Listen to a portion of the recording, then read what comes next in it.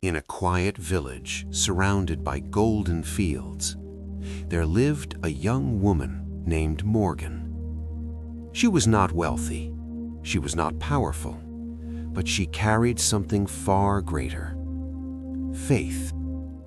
Each morning, as the sun painted the sky in shades of gold, Morgan worked beside her father in the fields. Her laughter was gentle, her heart steady.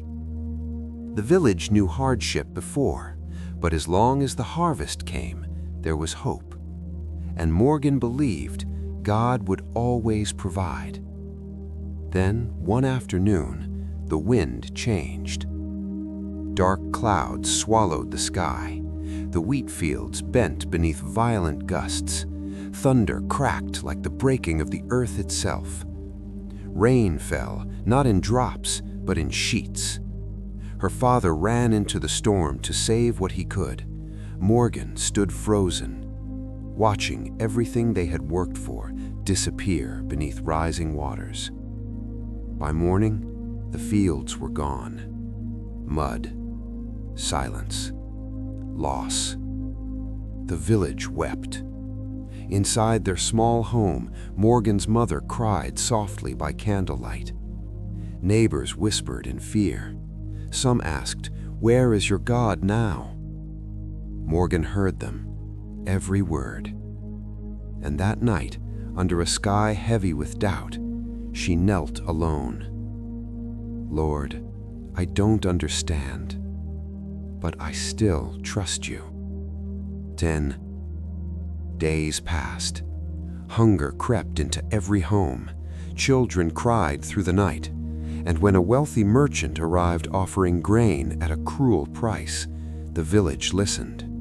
He promised security, he promised control, he promised survival, without faith.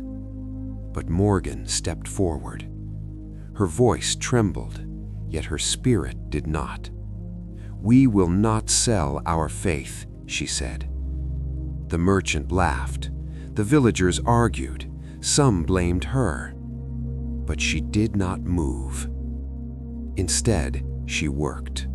At sunrise, she gathered the people. They cleared debris. They planted again, even when the ground looked hopeless. She helped her mother stand. She comforted the children. She carried water when her arms felt weak. And one night, staring at an empty grain sack, she almost broke. "God, we have nothing left." A tear fell, but still she prayed. Then, at dawn, a caravan appeared on the horizon. Not led by greed, not driven by control, but by compassion. They had heard of the village's suffering, and they came freely. Grain was unloaded, bread was baked, laughter slowly returned.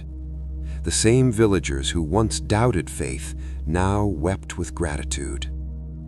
Morgan stood quietly in the sunlight, not proud, not triumphant, just thankful.